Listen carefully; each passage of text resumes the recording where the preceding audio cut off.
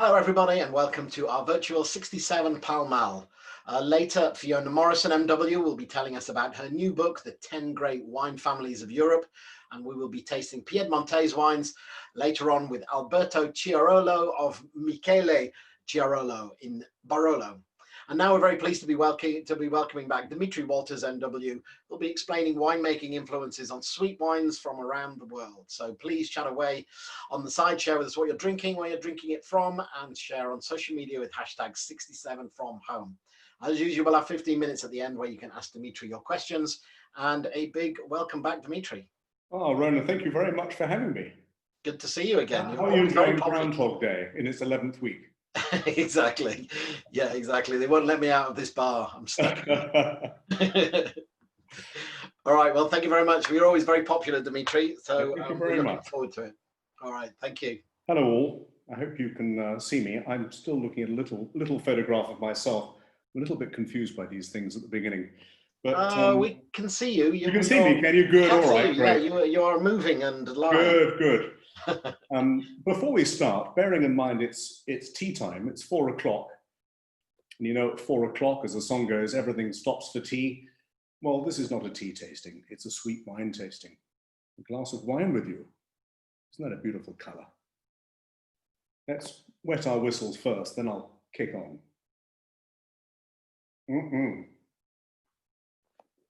Now, if perchance you have a problem with sweet wines, this is not the tasting for you. But if, like me, you love these, then you're in for a real treat. There are some spectacular wines in this lineup, and this is one of 2 sweet wine tastings I'll be doing over the next couple of weeks. Do any of you recognize that? Isn't that a beautiful view? That's the entrance to Klein Constantia in South Africa's Western Cape. What a beautiful place. So today's tasting is going to consist of a little bit of history, how sweet wines are made, and then we're going to launch into each of these sweet wines, explaining how the manufacture of them affects their style and taste, because they're all made in subtly different ways. And a couple of the wines here share the same grape, but they'll taste, actually, yeah, 2 of them do, but they'll taste really quite different. So, as is often the case with my tastings, I'm a history bore, I think it's important to set the scene about sweet wine, because we imagine that sweet wines nowadays are an also-ran. It hasn't always been like that.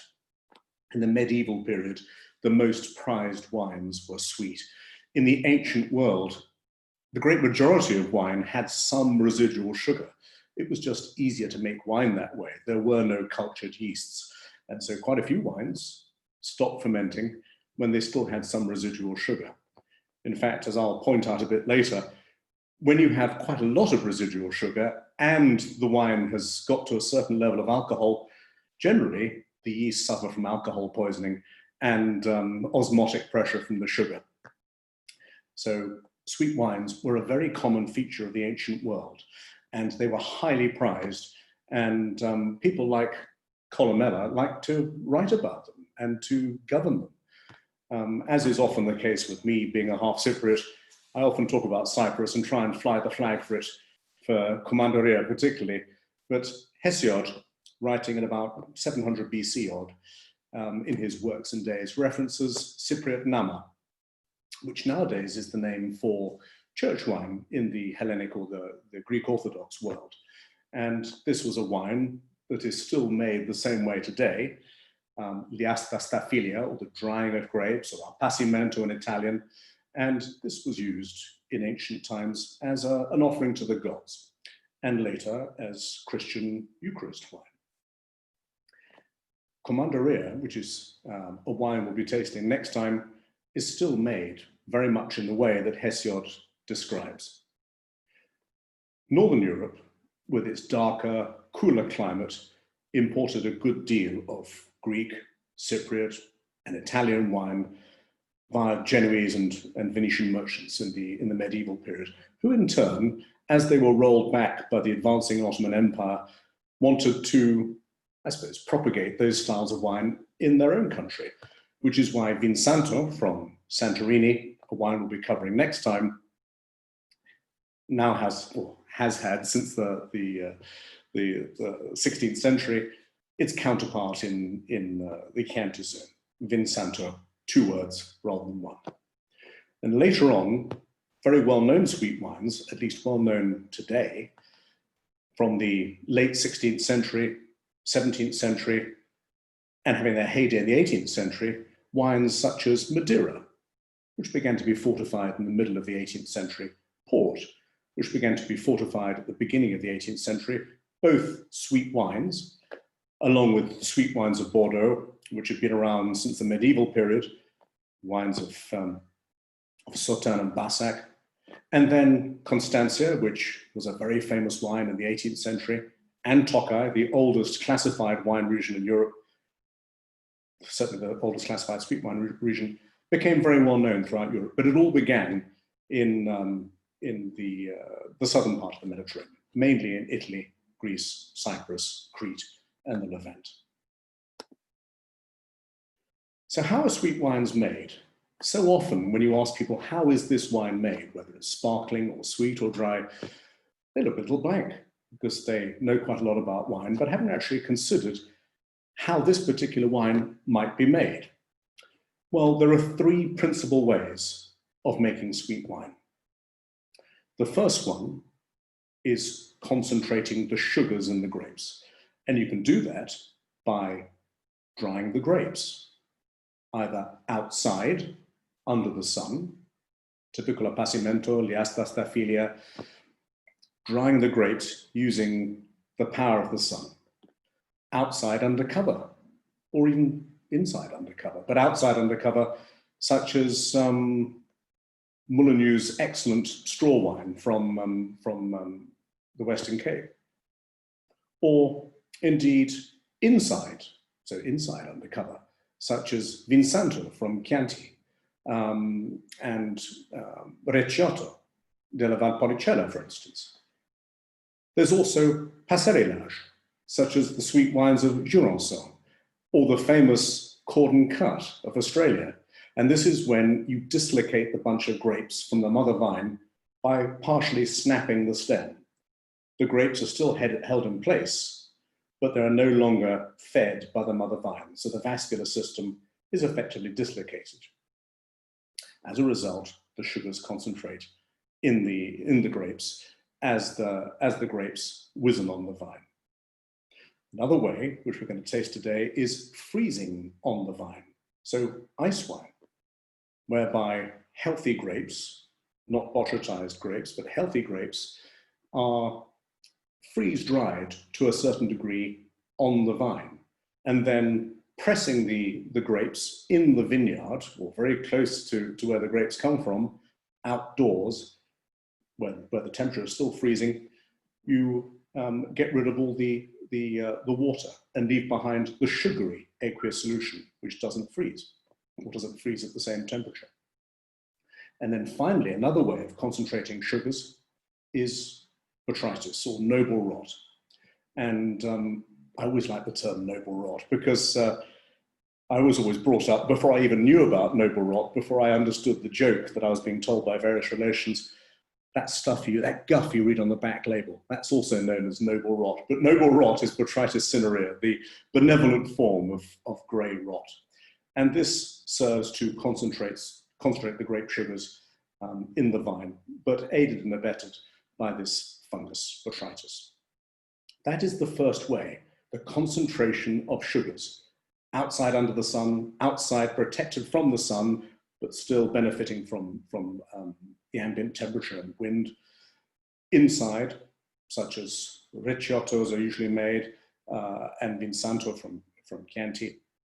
Passerellage, so cordon cut, or passerellage in southwest France, in Jurançon, freezing on the vine like ice wine, and botrytis. But there's also another way, arresting fermentation, and I've mentioned it twice already, and that is principally, in people's imagination, by fortification. So you get the must of port, let's say, that's the grape juice, You get that going by vigorous foot treading and extraction. And in that very agitated state, the yeasts get super excited, particularly if you inoculate them. It's a wonderful environment for them. It's very sugary. There's lots of substrate to feed on. They start going through their complexing stage up to about 5 or 6 degrees of natural alcohol. And they'll be having a wonderful party, various different yeasts, some considered spoilage yeasts like Brettanomyces, various different bacilli, that's bacteria, and all these different microorganisms are creating their own set of flavors in the early stages of natural fermentation. You then go and ruin the party by adding grape spirit, brandy, unaged brandy, and that arrests fermentation dead. Another way is filtering the wine. So let's say you're drinking a sweet blush Zinfandel. That could very well have had its fermentation arrested by chilling to deactivate the yeasts temporarily, filtering, taking out the yeasts, and then the addition of sulfur dioxide to render re-fermentation unviable. So arresting fermentation, thereby leaving some unfermented sugar, is the second way. And the third way is adding a sweet component or adding a sweet element to a dry wine. Now, I suppose the most famous style of this, in fact there are two, you're probably thinking of another one, but the first one, I put creamy sherry. That's a misprint, typo, cream sherry. Don't put cream in your sherry, it's cream sherry. And you take a dry sherry, which is the state of most sherries, and then you add a sweet component, which with better sherries would be an element of sweet sherry made from Pedro Jimenez, or with cheaper sherries, a sweet mistel or fortified grape juice.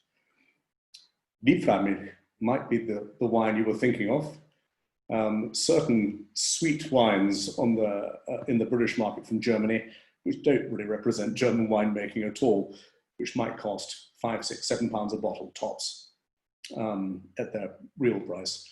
They are made dry typically from crossings that do very well in a let's say a difficult environment, that ripen early and don't mind dark days at certain times of the year. And you ferment the wine dry, and then you add in Cis Reserve, or you add back in a sweet component, and then you add sulfur dioxide, having filtered the yeasts out. So 3 different ways: concentrating the grape sugars, creating huge levels of potential alcohol, lots and lots of sugar in the grapes, arresting fermentation through fortification, filtration, addition of sulfur dioxide, and adding a sweet component. In fact, there are variations. Some of these cross over like a Venn diagram. And sometimes sweet wines arrest their fermentation naturally because there's too much alcohol in the wine, and actually the osmotic pressure, thanks to so much sugar, renders the yeast unviable. Where are we? Here's my little blinky, just southwest of Cape Town. If you're driving from the center of Cape Town, maybe 15 or 20 minutes, down to Constantia. What a beautiful place. And here we are, here's False Bay, Hout Bay, and this is where the original landings were by the Dutch back in 1651. And the great Constantia estate was founded by the early settlers. Here it is. This is just a part of it now, Klein Constantia. There's also Groot Constantia, Constantia Glen. And these different components survive as fragments of the original. Here we have some photographs of the Muscat Blanc Petit Grain, or the best clone, the best cultivar, if you will, of Muscat that is argued to be the best cultivar. I would say the Muscat of Alexandria can reach very similar dizzy heights. But this is a wine that doesn't really follow the principles that I've just spoken about. It actually uses a number of them.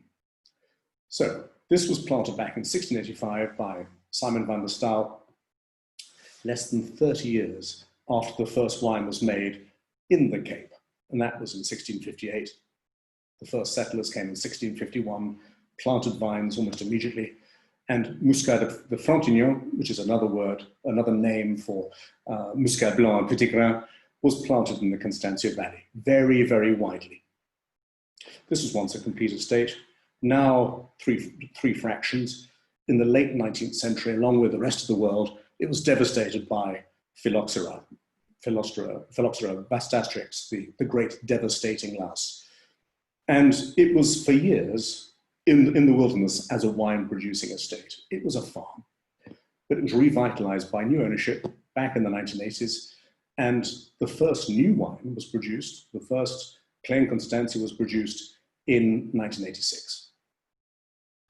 Now, this particular estate, Clé Constantia, are great advocates of biodiversity. They're great champions of increasing the native flora. Fynbos, including South Africa's national flower, Proteus. And it arguably has the richest flora kingdom, or rather South Africa does, the richest flora kingdom in the world. And more wine producers are doing this, are re-greening their wine estates, creating greater biodiversity. This particular wine, Clé Constantia, was famous throughout the 18th century.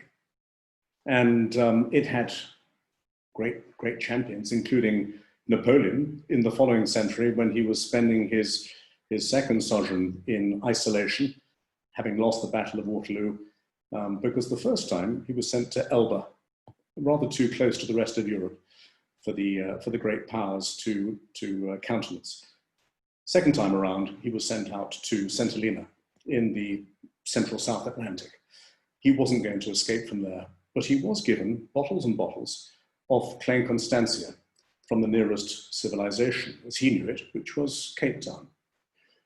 He was a great advocate, a great fan. And George Washington, another great fan. Casanova, the great lover, obviously had his loving ability reinforced by this early form of Viagra. And Marie Antoinette, she drank it. Look what happened to her. Maybe she's not the best example, but she was a great drinker of this stuff, as was, in a more genteel capacity, the lovely Jane Austen. So let me just quickly go back to that previous photograph. Here we have some of the vineyards of Muscat Blanc and Petit Grain. About 10% of the harvest will be harvested at normal or optimum maturity. That will go into a base wine with really good levels of acidity. And then, look at these grapes here on the right, bottom right, there'll be various other attempts going through the vineyard, what the French will call tri, as the grapes become more and more mature. As their acidity goes down, that 10% base wine comes into its own. It's very important later in the equation. So you have a number of attempts, about 3. They go through the vineyard with 3 or 4 week intervals, something like that, 2 or 3 week intervals. And they harvest the grapes as they are more and more ripe. And here, top right, very, very ripe indeed. So 10% of the grapes harvested in February, providing a base wine with fresh acidity, whilst the remainder are allowed to shrivel on the vine. Harvested in 3 passes during March and April, pressed, aged in 500-litre barrels for 4 to 5 years prior to barrel selection, blending, this is when the base wine comes in handy, and bottling. And this is a spectacular revival of one of the world's great sweet wine classics. This is so unlike any other sweet wine that I think you'll taste, and actually very different from the other excellent sweet wines off the Cape. They're all quite different. And some of them are Muscat, like this, some are Chenin, but I think this is really the foremost in terms of Muscat production, and one of the great Muscats of the world, one of the great sweet wines of the world. 2007, now nicely mature, both in barrel and in bottle, is a real standout vintage. And those of you who drink it will know it comes in that recreation of the late 18th century style bottle.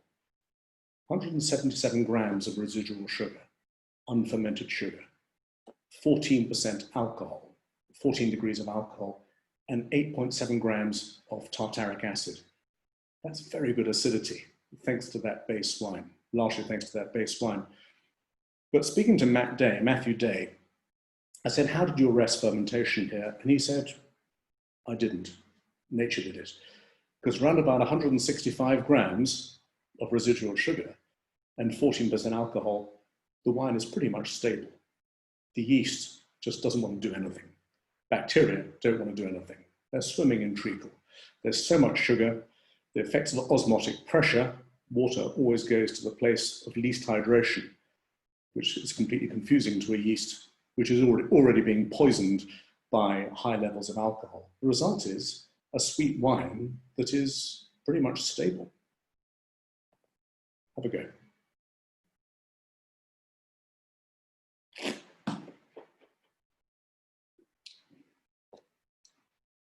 It's delicious, isn't it? It has that muscatty intensity, but also has a certain nuttiness about it. It's like almondy note about it.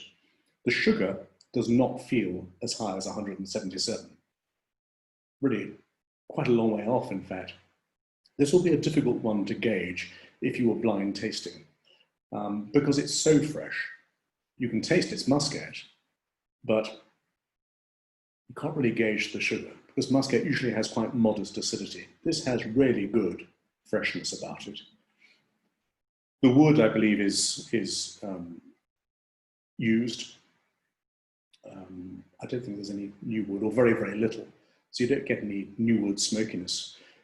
But you do get huge amounts of complexity, oxidative complexity, an oxidative looseness about the texture, and lovely non-fruit complexity.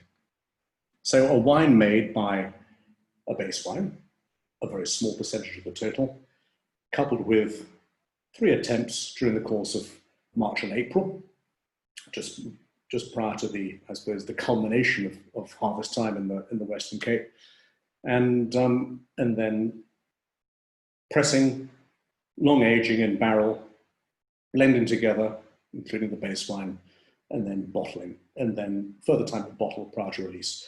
How long will this wine last for? It's already, what's that, 13 years old. It's got, gosh, over 50 years, 60 years, 70 years, who knows? Drink it how you like to drink it. If you're having a cup of tea now next to your sweet wines, what a great freshener. Recognize this? Well, it says at the top, doesn't it? But this is Sicily. I'm just going to try and move my face out the way. The trouble with doing Zoom is when you're talking with slides, your head gets in the way if you're the speaker. I can't move it. Luckily, I wrote the slides, so I know what I'm saying. We're not going to Sicily. We're going to just down here, to Pantelleria. And we're going to a property owned by, or properties owned by Donna Fugata. And here we can see their press house. On the right-hand side, we can see some fairly freshly gathered grapes for their Passito wines, for their sweet wines, drying under the sun. And these, much more raisined, they've already changed color, been baked by the sun. And these are white grapes that have gone that rather russet or sort of mahogany hue. Up here in the top left, you can see these very complex soils that are largely volcanic. You can see the Albarello vines. That's the bush vines, Albarello pantesco. Very neat and tidy at this early stage of their development in the spring. And they're grown in depressions so that any moisture gathers in the depression. So this is a Passito wine. This is wine number 2. And Passito is the same as sun-dried, the same as Liasta Staphylia if you're Greek. And the grapes are harvested at whatever maturity suits the wine you're making, or various different maturities. And they're dried off the vine, so they're harvested, sometimes hung over the metal cordon if you trellis your vines. Sometimes there'll be passerillage or cordon cut, a form of pasito where you just dislocate the bunch from the mother vine. Sometimes you take them off altogether, and this is the usual state of affairs, and you put them on mats, straw mats usually, in the vineyards. And this particular wine is very well known as Pantelleria Zipibo, which is Muscat of Alexandria, the other well-known cultivar of Muscat. And this is known as Ben Rai, son of the wind. And this is a pretty windy place. It's selected from at least 10 districts situated between sea level, pretty much 20 meters, and 400 meters on volcanic soils. The average vine age, about 60 years, with some older elements, some older components, over 100 years. And those older components are ungrafted. This is a bit like Santorini, is a very hostile environment for phylloxera. So the danger of phylloxera is diminished. Probably not removed, but diminished. These are rich, high potential soils. They're volcanic, but they're very windswept. So the vigor is actually almost managed by the environment. 2017 was a very dry year with 373 millimeters. What a tiny amount. 37 centimeters, just over a foot. About that much rainfall versus a fairly small amount of 423 millimeters in an average year, resulting in a green harvest in order to balance the fruit load of the vines, because the vines would have struggled to ripen the full load of fruit that they were facing that vintage. The dry grapes are destemmed. They are laid out in the sun. They spend a number of days out in the vineyards or close by on those mats, or they look a little bit like wooden trays, and are ultimately pressed. The must and dry grapes are macerated together and fermented together for about a month. And this allows a lot of aromatic intensity to leach out of the skins and to I suppose, impart a lot of flavor from the skins into the wine. Then matured in stainless steel, not wood, for about 8 months prior to bottling. Released to market at least a year after that. Have a go at this. This has almost 200 grams of residual sugar. Again, 14% alcohol, and really good total acidity, tartaric acidity of 7.3 grams per litre. This smells much more muscatty, doesn't it? This has been made in a different way. This is a passimento rather than producing a wine from very ripe grapes. So rather than very ripe grapes, these are ripe and very ripe dried grapes. Also, the wine being macerated and fermented for a period on skins allows a lot of the flavor compounds in the skins to depart the skins and be imparted into the juice. A different cultivar of Muscat. This is Muscat of Alexandria, which is the most ancient type of Muscat, and certainly the type of Muscat that has been in the Mediterranean, in the south and eastern Mediterranean, and the western Mediterranean in Spain, places like Alicante, for not just hundreds of years, but thousands of years. Have a go.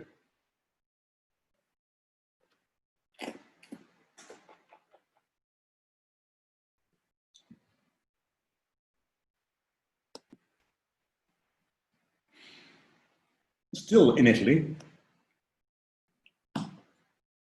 we're going to try something altogether different, but still made in a related way. And we're going to Badia a Coltibuono in the Chianti Classico zone, which is just here, can you see?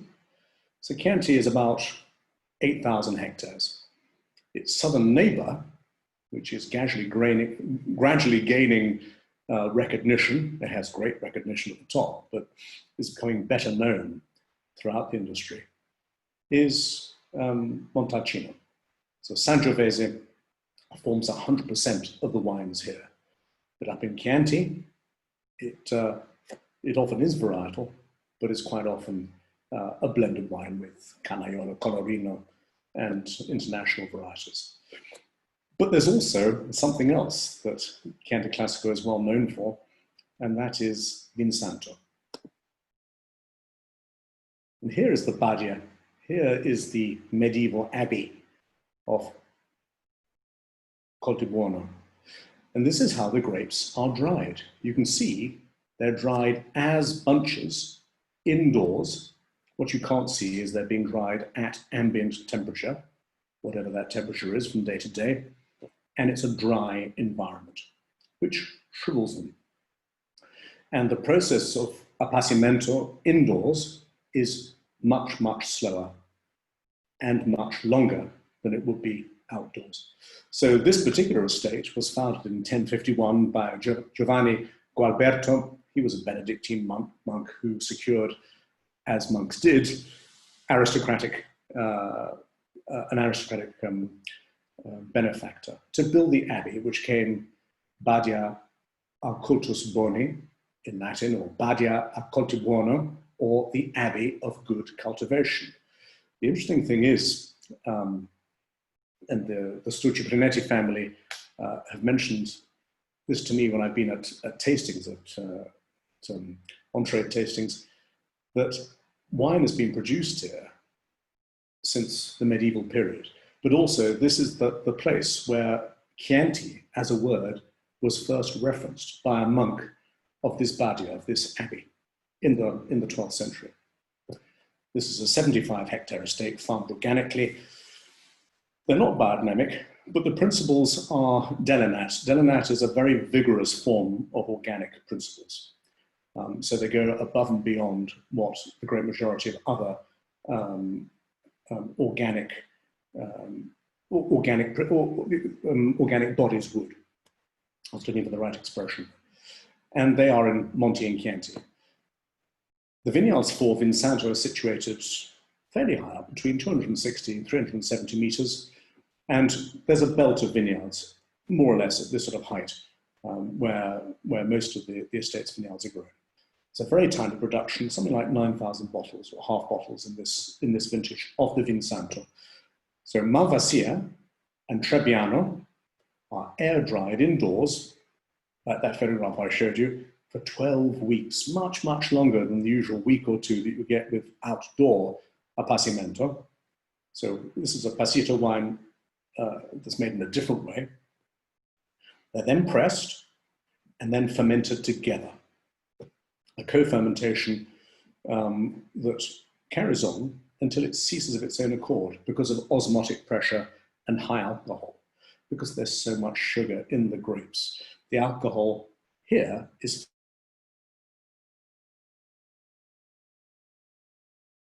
for 7 years in used oak barrique.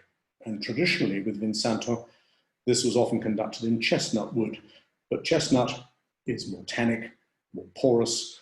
There's rather more of an angel's share than there would be with oak. Have a go at this. Aged for 7 years, and Malvasia, a pretty aromatic grape, I would say semi-aromatic, surprisingly aromatic at times, and Trebbiano, which is much, much more neutral. 12 weeks of drying indoors at ambient temperature, 7 years in used barrique, and the result is something altogether much nuttier.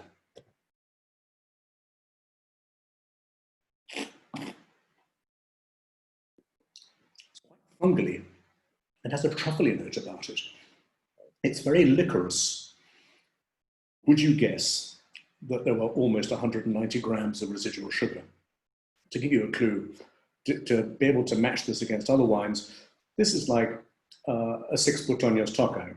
This is like something maybe 30 or 40 grams sweeter than most Sauterne. So this is incredibly fresh for a wine that is actually made from grapes with not a great deal of acidity, thanks to the drying process.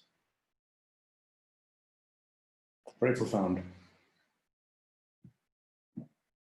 So another form of grape drying. And here we go to something relatively similar in terms of a straw wine, if you will, because some Vinsanti are actually fortified. That style is going out of fashion. I'm rather glad, because when you taste something that's 16, 70% alcohol, usually along the way, a lot of the flavor precursors have been obliterated as well, with Vinsanto anyway. My view. May not be true, but it's certainly my view. When it comes to one of the most famous straw wines, or Vin de Paille, then the Northern Rhone is home. Vin de Paille is alive and well in the area just here. Can you see this map? So from Vienne down to Valence, we have the Northern Rhone. Côte-Rôtie, Condrieu, famous for its Viognier, and then Saint-Joseph down to Saint-Péret, another white wine zone, white grapes. Condrieu is very important for Viognier. It's I think the top expression, in my opinion, almost the top expression. I think some Vin de Paille wines come very close, but a wonderful expression of Viognier. But the whole of the Northern Rhone is home to Marsanne and a certain amount of Roussanne, and no exception on the other bank of the river, Hermitage and Croz-Hermitage, where you find Marsanne and Roussanne. Here is the great hill of Hermitage and the town of Thann below. And so many towns in years gone by were anonymous until you referenced the vineyard, Thann Hermitage, the hill of Hermitage, where the Chevalier de Sterenberg built a little, I suppose, what would you call it? A shrine. He built a shrine on his way back from one of the Crusades. I'm not sure which. May have been the Fourth Crusade. But viticulturally, the hill became very, very well known for excellent vin de Gard, and the town below was barely known at all. A bit like Pouligny was not known unless you suffixed Montrachet. Gevrey hasn't been so well known until the suffix of Chambertin, the famous vineyard. The river flows this way, from the top left of the photograph to the bottom right, and this is the Rhone. Wherever it hits limestone, it goes straight through it. Wherever it hits schist or largely granite, like this great pingo here, it goes around it, as you can see. So Chapoutier, one of the great names of the Rhone Valley, particularly the Northern Rhone, founded in the early part of the 19th century, and they've been acquisitive ever since, particularly under their present owner, Michel Chapoutier. So they own vineyards in the Rhone, which have expanded and expanded, and they've also been really excellent in holding up single vineyard expressions of their wines. They produce blends, traditional blends, but also single vineyard expressions like Bessa, Greffieux, Mial. They also have estates in the Douro, in Portugal, in Victoria, in Australia, Roussillon, Alsace. And Michel was one of the very first, certainly one of the forefront producers to harness biodynamics back in the early 1990s. And in 96, he did something else, which we kind of take for granted, but he was the first producer to employ Braille on his labels. A part of our, I suppose, our drinking population that often get overlooked, people who actually can't read the label, save for this Braille. And he's devoted some of his Hermitage Blanc crop, some of that Marsanne, to Vin de Paille since 1990. This is a traditional straw wine, whereby ripe Marsanne grapes, not overripe, ripe optimum maturity grapes, because Marsanne hasn't got so much acidity, are laid in a bed of straw, under cover to desiccate for about 2 months, 8 weeks. And they're then pressed, fermented, and matured in mostly used French oak for about 2 years, 24 months prior to bottling. This well, these grapes were not overripe in the first place because Charcutier had to make sure there was sufficient acidity in the grape to begin with to be there at the end. And this has 105 grams of residual sugar and 15% alcohol. On the nose, it's rather more aromatic than the Vinsanto, but when I tried it earlier, it's just as licorice. It's a very, very, very different incarnation of what is effectively a straw wine.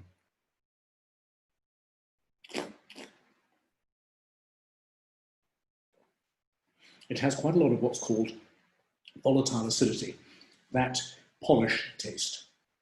But it's something that is exciting to the palate, what in Madeira you call high-toned.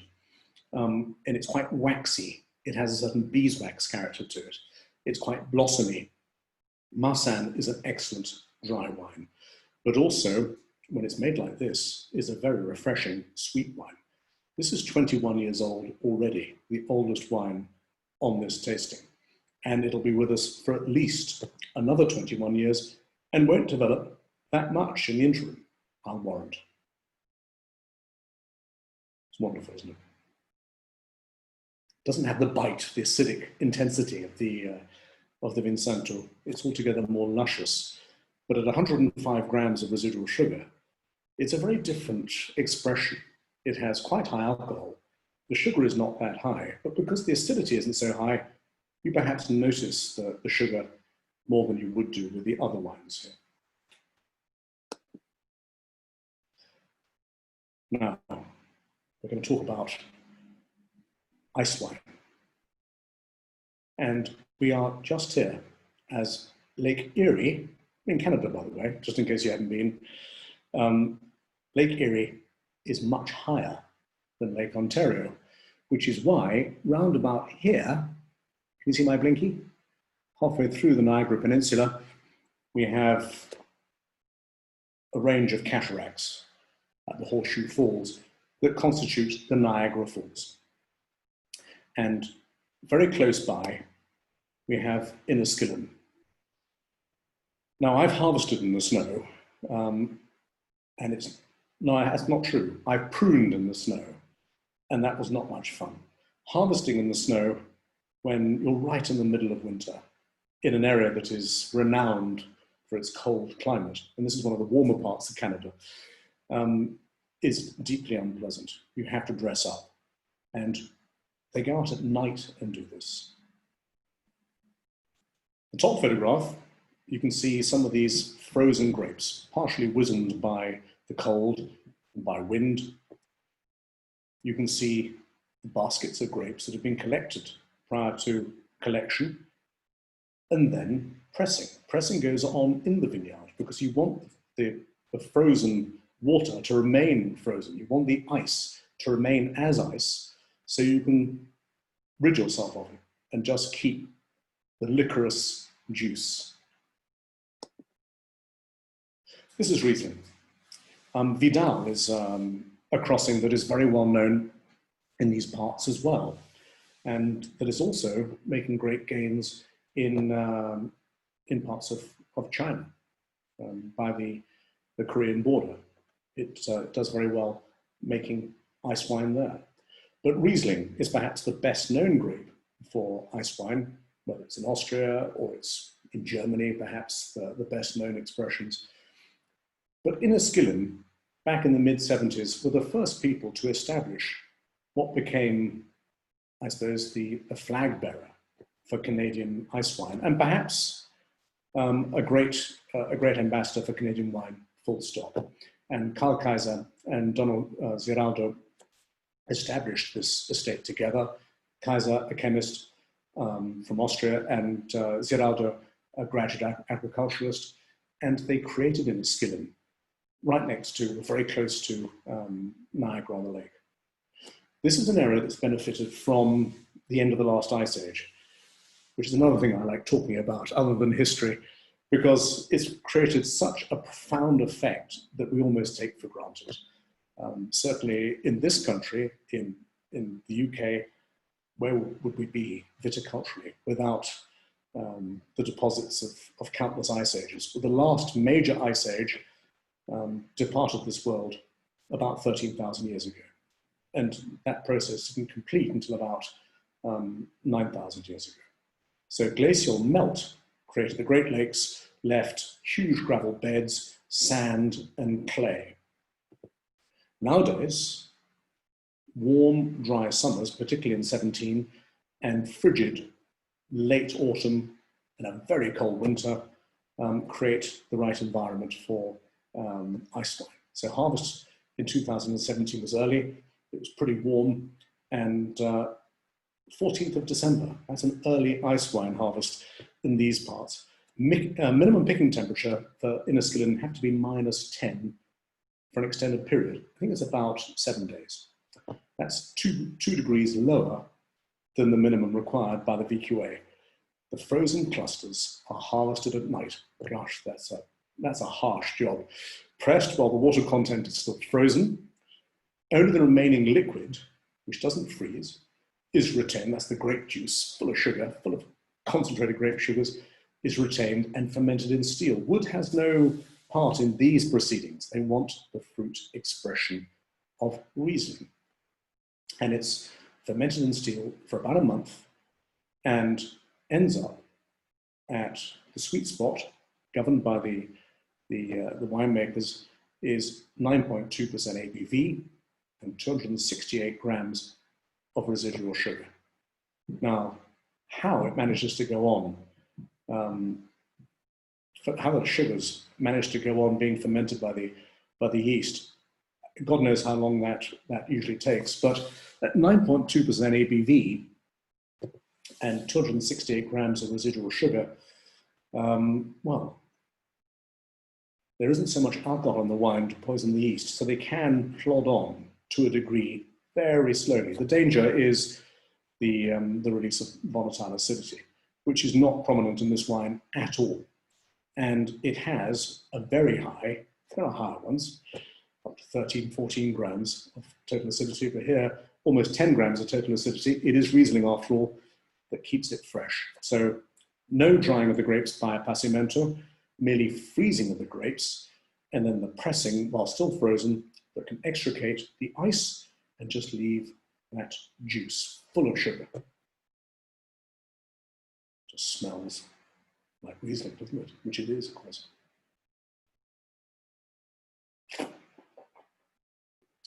So, students out there, why isn't it a botrytized wine? Well, it tastes of great purity of fruit. It's pristine. There's no botrytis. There's no sweet and sour. None of that marmalade character. It's just Riesling juice. And actually, it's only 9% alcohol anyway. So it tastes like a German Prädikatswein, but not like one of those famous Beerenauslesen or Trockenbeerenauslesen. This is something that I think is really flying the flag for Canadian ice wine. And to me, the best, certainly one of the very best expressions of ice wine from anywhere in the world. If I was a German wine producer producing this, I'd be delighted by this just the way it is. Does it taste like 270 grams of residual sugar? No, it doesn't. Partly because the alcohol is quite low. Alcohol is a solvent for flavor, but also the total acidity is really quite high. It's very fresh, very much in balance. This wine is 3 years old. Gosh, how long will it be around for? I'm afraid, it sounds morbid, as long or longer than any of us, certainly longer than me. Have a go at that. Then we'll try another Riesling, which is made in a different way, which expresses botrytis, another way of concentrating the grape sugars.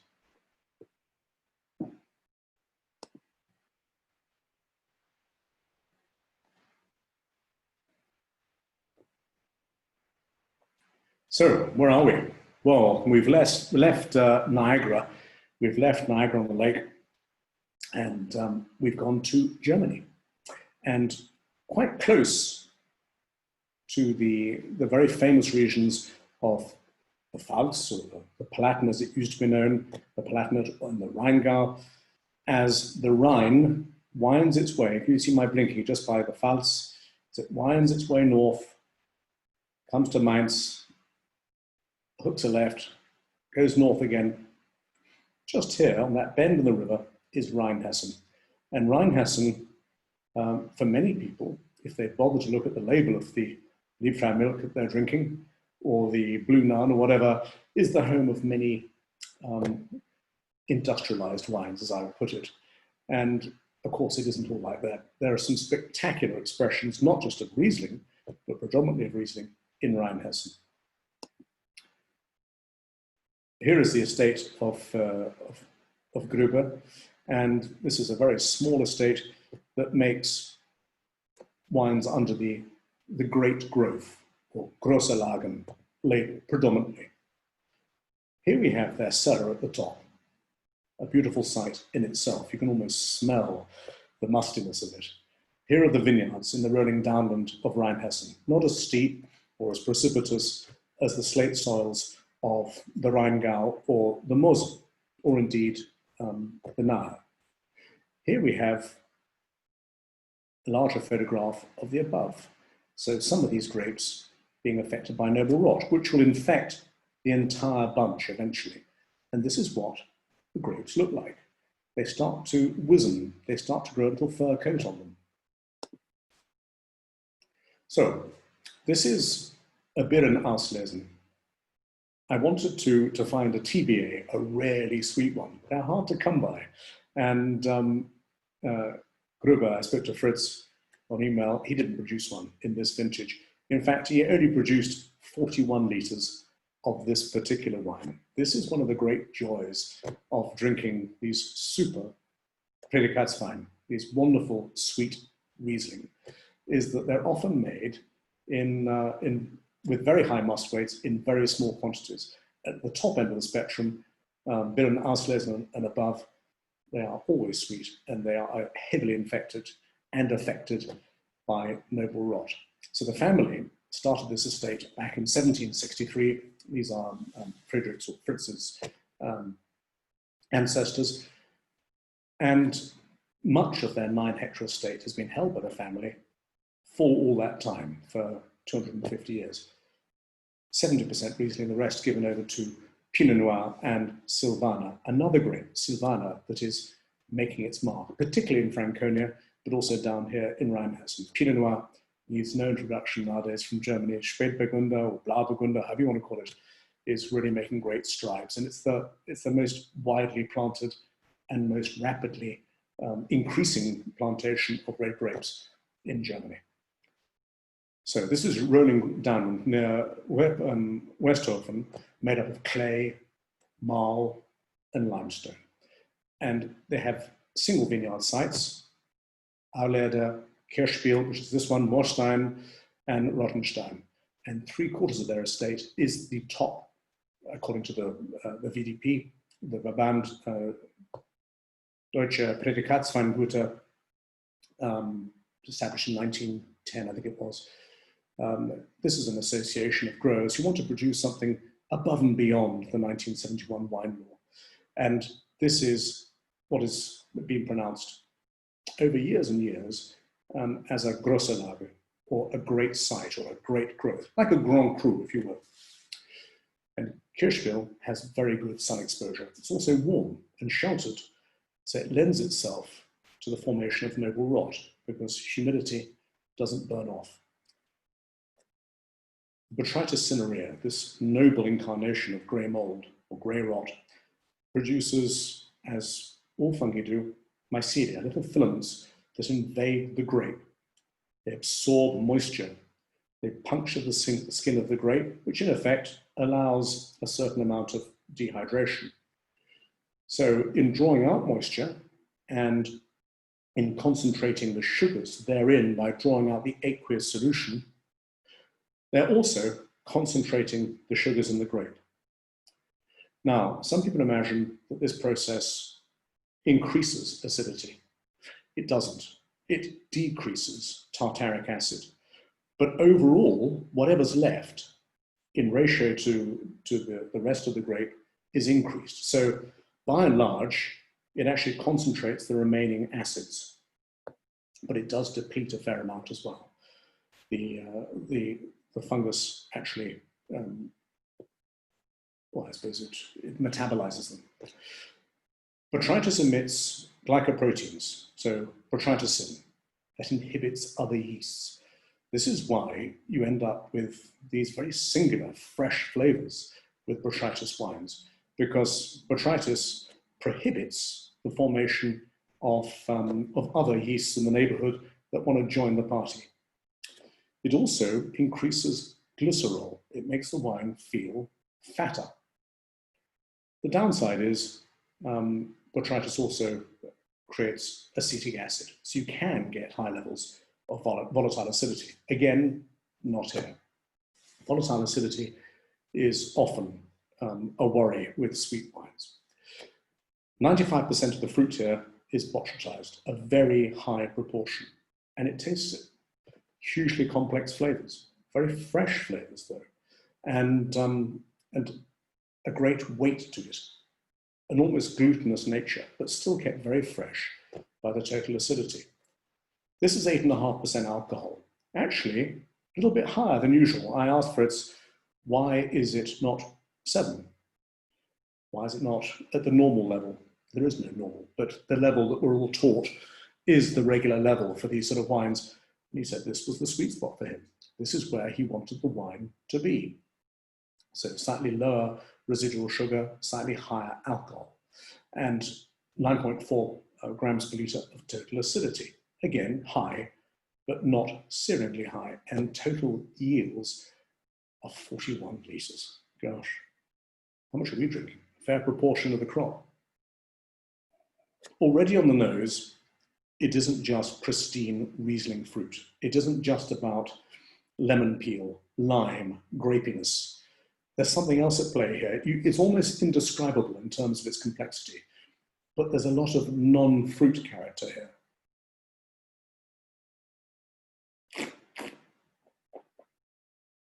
This wine is 5 years old. How do you gauge how old it is? It still tastes like adult fruit juice. Wonderful mouthfeel. It has a fatness to it, but a precision. It's astringent on the palate because of that acidity. The alcohol is negligible. You don't even notice it. The residual sugar at 180 grams seems much lower. So this, again, made by the concentration of sugars, is what botrytis does. It creates that lovely marmalade character, that sweet and sour character, and astringency on the palate. Now, of course, we could carry on doing this, and we could have all sorts of other sweet wines, including port and Madeira, but we've done that. And these are what I would say are natural sweet wines. So no addition of grape spirit here. All made by harnessing nature, either inadvertently or deliberately. And part of that deliberation, or that deliberate making of the wine, is actually having your vineyard in the right place so that you can grow grapes that are affected by botrytis, that in a sunny environment, appassimento, or dried grape growing, drying the grapes is the most obvious way. And in the case of the first wine, the Klein Constantia, the Vinda Constance, it's called Vinda Constance. We keep on calling it Vanda Constance, the South Africans, Vinda Constance. And this Vinda Constance was made by, I suppose, different ways, all representing something that is stylistically historic. Anyway, I hope you've enjoyed the tasting. And there's one more photograph I wanted to show you before Q&A. And that is this photograph I took last year when I was on the trip to the Mosel, because we've just been in Germany, in the Rheinhessen. And this is the, I've got a mental blank. The Calmont vineyard. This is the Calmont vineyard in the Mosel. And it represents the steepest vineyard in Germany. That is 68 degrees. You can't actually get up that through the vineyards. You either have to take a concrete staircase and have legs like a prop forward, or you take the monorail and you start off in the monorail lying down and someone behind you and then someone else behind them leaning up against the back of the box behind the monorail. And by the time you're at the steepest incline, you're standing as if you're in a sentry box. And the person at the bottom, which in my case was me, has to have quite strong thighs to support the person and the other person above them. So the steepest vineyard in Germany at 68 degrees and a place where wonderful sweet wines are produced and spectacular dry wines, mostly from Riesling. Now, Cecilia, I think it's time to do some Q&A. Exactly. So I have some questions for you. And we'll start with Alexis Sikos. What are the descriptors you use for botrytis? Yes. I'll tell you what. I've got, oh, I see, you're doing them in that order. Alexis, what are the descriptors used for botrytis? I say sweet and sour, marmalade. I would say non-fruit complexity as well as fruit intensity. The opposite, I suppose, of botrytis would be the ice wine, which is all about fruit, or the pristine nature of fruit, the whole fruit and nothing but the fruit. I hope that answers your question. Yeah, well, ask me something else if I haven't. Yes, we have two questions more. The next one is Peter Muhaus. Yes. Another great session, Demetri. No, I've got them in front of me. I can see them. Oh, fantastic. But did I answer that last question properly? I hope so. Yes, we have two more. Okay. This one, Peter Muhaus and Miriam Stuck. So, Peter, hello. I know you've been drinking along. What was the most memorable sweet wine you tasted in your BBR days? Let me think. I've had Tokai, so made with botrytis, Tokai Essentia from the mid-19th century, which was unbelievable, at about 600 grams of residual sugar and about 2 or 3% alcohol. I think ancient Tokai Essentia must be it. And on the fortified front, 18th century Madeira. Miriam, hello. Demetri, would you speak a bit about how these wines manage to achieve a balance, viz. Acidity and a certain level of freshness on the palate from grape varieties which inherently are not noted for having high acidity, e.g. the two Muscats? Yes, actually, I would say the Roussanne here perhaps has the lowest acidity. In fact, it definitely does. Muscat can produce acidity. It isn't noted for it. It depends when you harvest it. So in this case, we were on, particularly with the Pantelleria, the grapes were not harvested necessarily very, very ripe. They were harvested at optimum ripeness, so with good acidity, and then dried. Because there's no botrytis to deplete the acidity is concentrated. There's sometimes a misapprehension in people's minds that botrytis and appassimento, drying grapes, does the same thing. They do not do the same thing, as I hope I've explained.